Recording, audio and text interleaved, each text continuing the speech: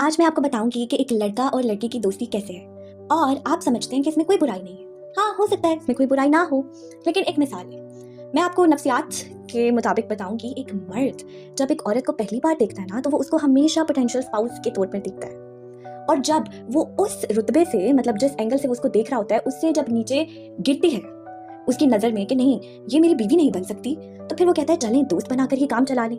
इस तरह हर मर्द सोचता है।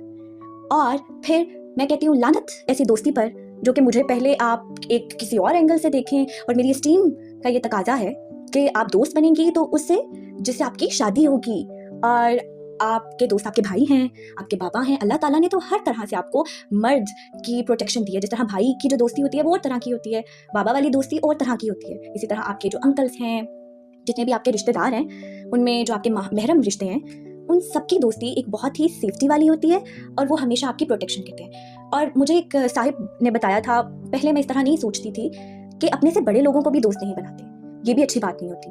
मतलब कहने का मकसद ये है कि अगर आपके पास एक अदद भाई हैं, तो बेहतरीन यही होगा कि आप उनसे दोस्ती करें, और जिससे आपसे शादी हो उससे दोस्ती करें। क्योंकि कोई मर्द आपको बहन के तौर पर कभी नहीं देखता।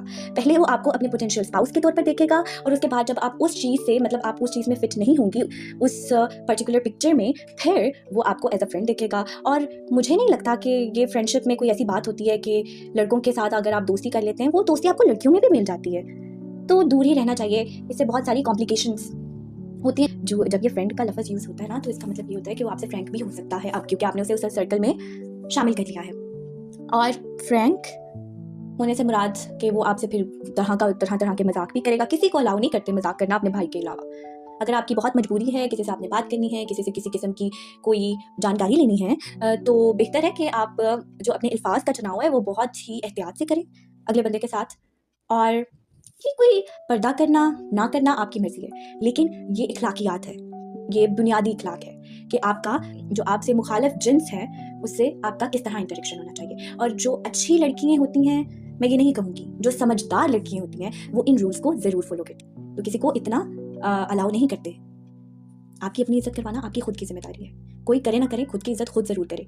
आप इतनी सस्ती नहीं है कि जो आपको पहले एक पोटेंशियल स्पाउस के दर्जे पर रखे, और फिर उसके बाद जब वो काम नहीं हो सकता या आपको वो इस काबिल नहीं समझ रहा, तो फिर वो अपनी डिज़ायर्स को पूरा करने के लिए आपको just as a friend treat कर रहा है। और ये एक लड़का लड़की बखूबी जानते होते हैं कि वो कितने का फ्रेंड है अंदर से। तो अपनी इज्जत आपने खुद करवानी है, कोई नहीं करता। जो लिमिट्स आप सेट कर देंगी, किसी की मजाल नहीं है कि वो उससे आगे आ सके।